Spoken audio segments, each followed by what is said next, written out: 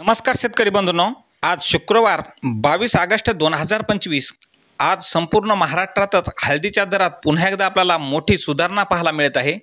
पाहूयात सविस्तर माहिती आपल्या खबर महाराष्ट्राची या चॅनलच्या माध्यमातून।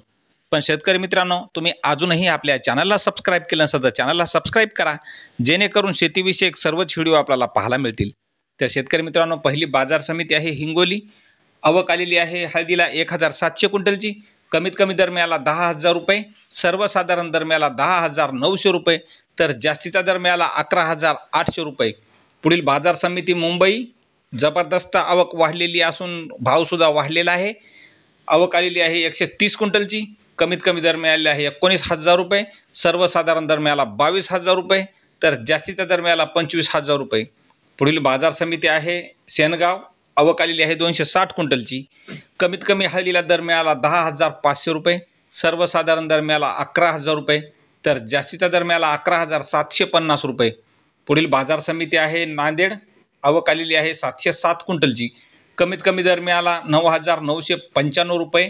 हा दर 3 दिवस झालं कायमच आहे।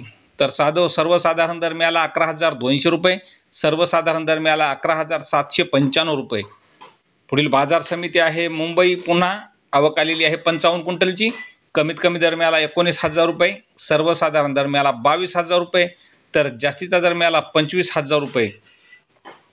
पुढील बाजार समिती आहे रिसोड। आवक आलेली आहे 80 क्विंटलची।